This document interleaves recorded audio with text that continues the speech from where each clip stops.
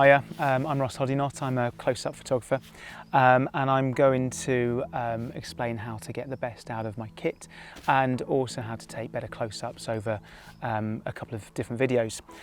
So before we really kind of get into the nitty-gritty of the technique, I thought I'd just talk about my kit bag and the kind of kit that I would typically carry when I go out shooting close-ups. So this is a Nikon D810 and this is the lens I use most of all. It's a 200mm macro lens. It's a bit of a beast, it's quite a heavy lens, so it's not one that I would typically use very often handheld. It's one that I would always try and keep on a tripod whenever practical. But it's a lovely lens to use, brilliantly sharp, and it allows me to work quite a long distance away from the subject, which is the reason why I favour it for insects, because it provides such a large working distance.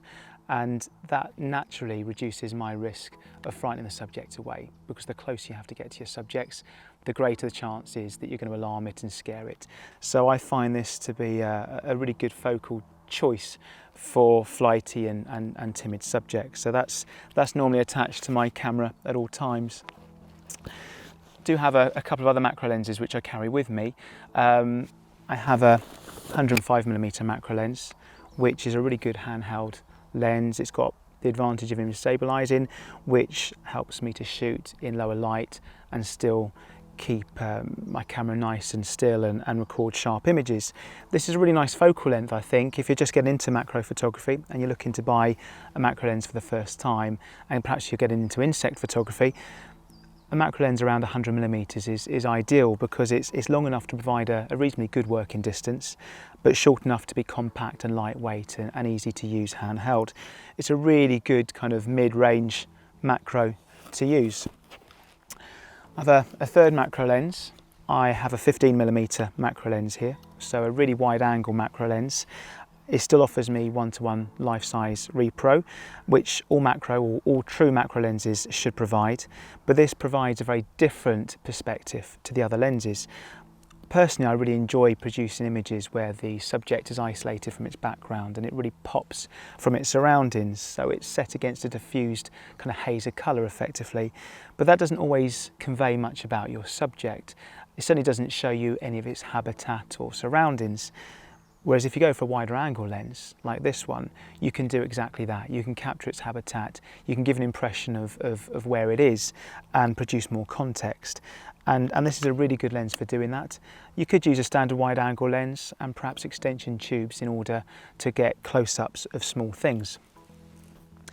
Talking of extension tubes, I have a set of auto extension tubes in my camera bag as well.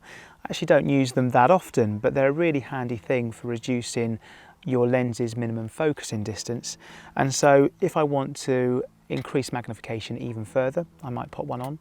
Or if I'm using perhaps a telephoto lens for a larger subject like orchids, but I want to reduce the minimum focusing distance in order to allow me to increase the magnification of the lens, then I'll pop one of these on, and that's a really helpful thing to have. I also carry a second camera body.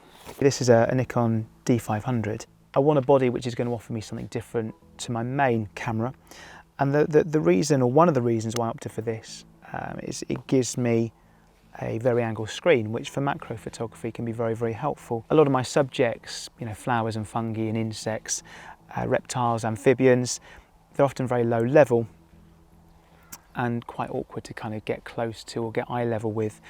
Using a very angled screen allows me to kind of frame my images right down to the ground without having to kind of contort my body or lie down on the ground, and it just allows me to kind of focus and compose things more comfortably. So if you have a camera with a very angled screen, you're going to find that really useful for your close-up work, whether it's insects, flowers, or whatever the subject might be. I've never been a great fan of artificial light, but more recently I've started using little LED lights, and I found them really handy. They produce very natural looking light, which to me is really important because I want to produce images which look very authentic. I don't like the kind of artificial look that flash, if used inappropriately, can provide. These are really nice. They're very just small handheld devices.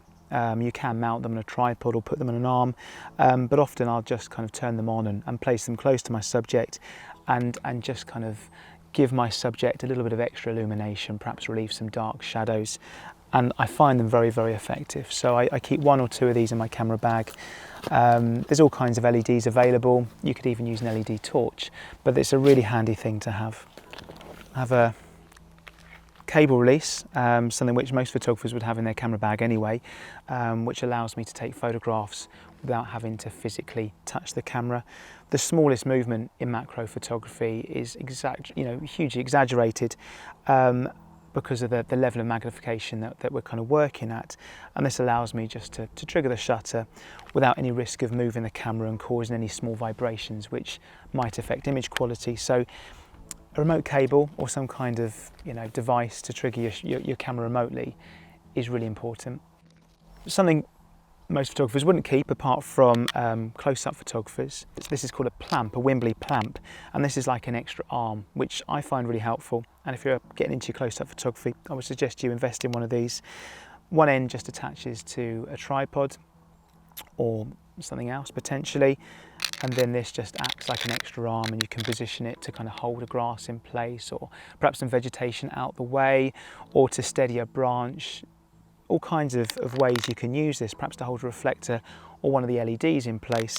It just gives you an extra arm when you're out shooting, so a very handy thing to kind of keep in your camera bag, and they're not very expensive, and you could probably produce your own kind of DIY version anyway. So no great surprises in my camera bag so far, but you're probably less likely to find a pair of scissors in most photographers' kit bag, but I take these wherever I go. When you shoot close-ups of flowers especially, you often find lots of kind of dead vegetation, grasses, things which are really distracting, and you really need to remove those at the picture taking stage. And a pair of scissors is a perfect thing just to kind of snip around your subject, tidy up the area and get a much cleaner image. And so wherever I go out taking photographs, I just keep a pair of scissors in my kit bag, and that does the job very nicely. Obviously I've got a number of memory cards, which is important, although having said that, when you shoot macro, you generally don't shoot huge bursts of images. It's normally quite a controlled thing, so I'm not kind of worried about necessarily having the fastest cards or ones with the largest capacity, but obviously a good number of cards is still a useful thing to have. One other thing which I think is really essential for close-up photography is a reflector, and I never go anywhere without a reflector in my camera bag. It doesn't need to be a particularly big reflector, but just something where you can kind of add a little bit of natural light or bounce a little bit of natural light back onto your subject. I tend to use it more for flowers than I do for insects, because often if you put this close to an insect, especially during the day, there's a good chance you're going to frighten it away. But for flowers, this is a great way of just reflecting a little bit of natural light back onto the underside of stems, or perhaps if it's a mushroom or some other static subject, it just adds a little bit of bounce light and can really make a difference. So very simple thing. This is just a small one. I would suggest you have some kind of reflector in your camera bag if you're going to shoot close-ups of any type. Finally, obviously, I don't want to overlook the camera bag itself. This is an f-stop bag, nice big bag, carries all the kit nice and safely. It's waterproof, which is really important, because when you're doing close-ups and visiting reserves early in the morning, grass is wet and you often get caught out in bad weather. So it protects my kit. And it's really comfortable as well, because as I've just explained, I'm carrying quite a lot of kit, a couple of cameras, several lenses. The bag's heavy, so I need a bag which is going to be quite comfortable, spreads the weight nice and evenly, and means that I can walk long distances without any kind of concerns at all about weight. And so that's all my kit. That's what I typically carry if I'm going to go out and shoot insects. And over the following videos, I'm going to show you how to get the most from it.